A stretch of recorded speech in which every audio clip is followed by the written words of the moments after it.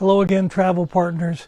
We here at the Royal Caribbean Group hope you're all having a great start to summer, especially as cruising is beginning to resume in earnest.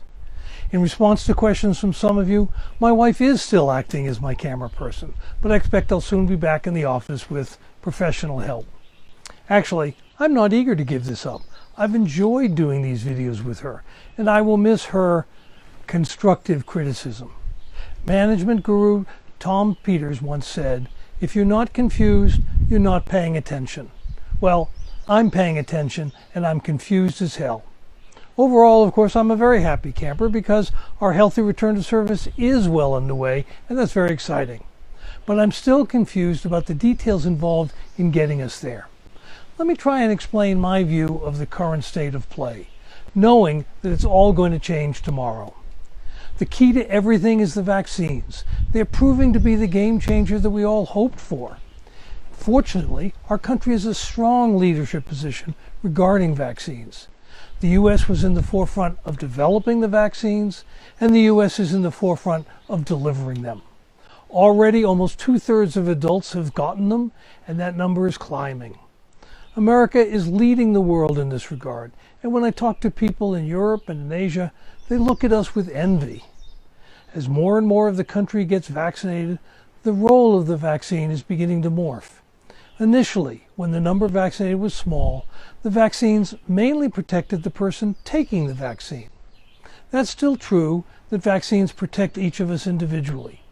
But today, as we get vaccinated, we're not only helping ourselves, we're helping the people around us. In order to reopen society, we need a large number of people to be vaccinated. Even if we don't feel that we need the protection for ourselves, we should still do it to help our friends and neighbors. It's a bit like litter. If I drop a piece of litter on the ground, it makes an insignificant impact on the environment. But if a lot of people drop litter, the cumulative impact is enormous. Same thing's true of vaccines. Getting one today not only protects you from the virus, it protects the whole society and allows us to get back to normalcy. Which brings us to the question of vaccines on board our ships. We believe vaccines can help make our cruise ships not only as safe as land-based activities, but even safer. That's because we control the environment in a way that few on land can even dream of. If I go into a store on land, or go to a theme park or attend an event, the ability of the operator to vet who enters is limited. They can't do extensive screening for something that's only going to last for a few hours. All they can do is implement protocols to limit interaction once the people are there. But such protocols are more intrusive and less effective than preventing the introduction of the virus in the first place. On the other hand, cruise guests will be on for days and days, and we can therefore enact extensive requirements before people board, designed to prevent the virus from coming on board in the first place. In effect, we can establish processes designed to prevent COVID from entering the ship, creating a sort of bubble. That bubble not only gives greater protection than available almost anywhere, but it also means that we don't have to have such extensive operating protocols. The result is not only a safer cruise, but a better and more enjoyable one. So as I said before, we intend to vaccinate all our crew members, 100%. In fact, we've already given vaccines to 16,465 seafarers. Clearly, we're not messing around. On top of that, we want all of our guests to be vaccinated as well. We want that because we believe it makes us all safer. And we want that because our guests want that. In our surveys, the vast majority have either already received a vaccination or are about to do so. Ideally, everyone on board would be vaccinated, but in practice, there have to be some exceptions. The main exception will be children under 12 who cannot get a vaccine today. But children tend to spend time in the family unit, and studies have shown that children are a lesser source of infection than adults. Soon, children as young as 5 years old will be eligible. That will result in even fewer exceptions. Now, this raises the issue of the Florida law, which prohibits business in Florida from requiring proof of vaccination for services within the state. This unique law only applies within Florida. While we obviously have to comply with the law of the land, We do not believe that we will have significant numbers of unvaccinated for several reasons. Remember, the vast bulk of our guests want vaccinations, and in most cases already have them.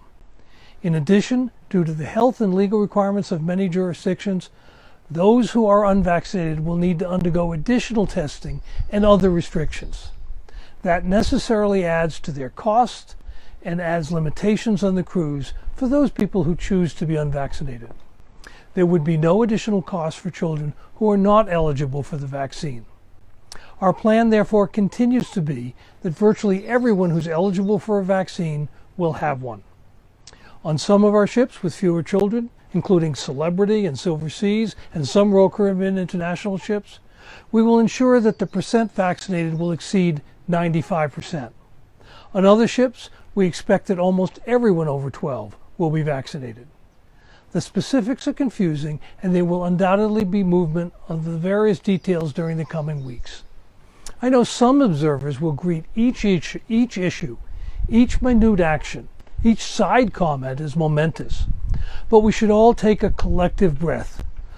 We're working through the details in a positive and constructive manner. While there'll inevitably be some elements of confusion as we do so, the outcome isn't in any real doubt.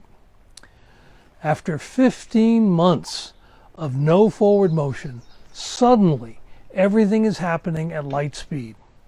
We are moving forward and cruising is restarting.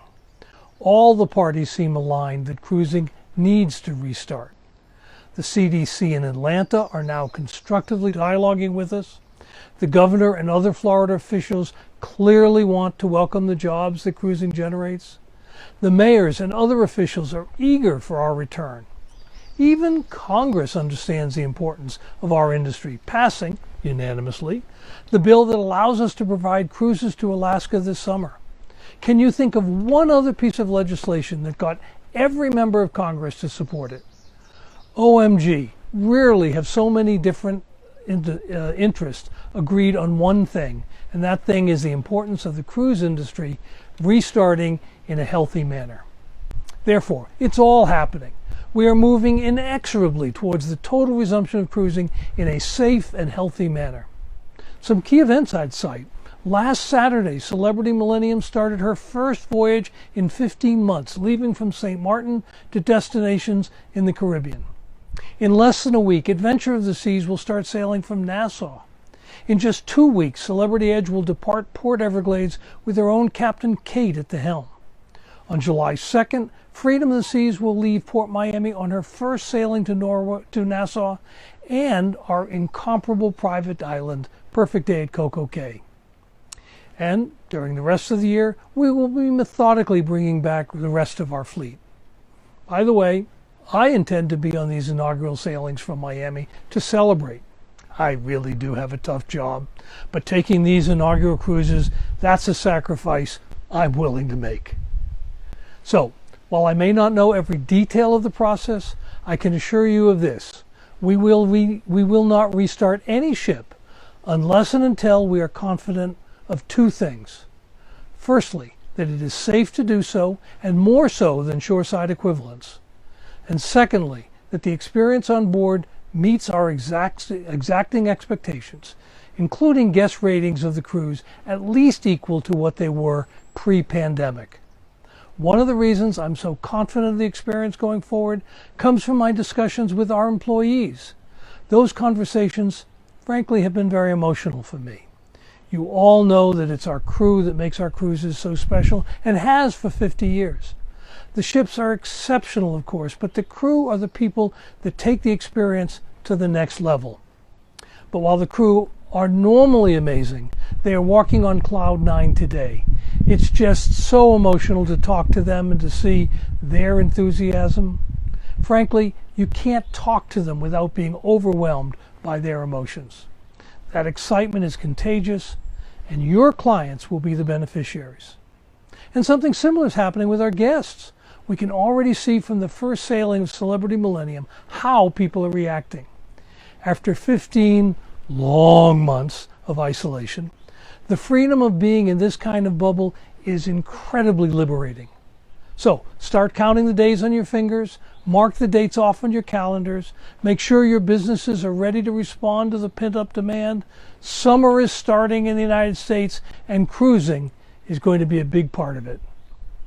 And don't forget to get your vaccine and wash your hands.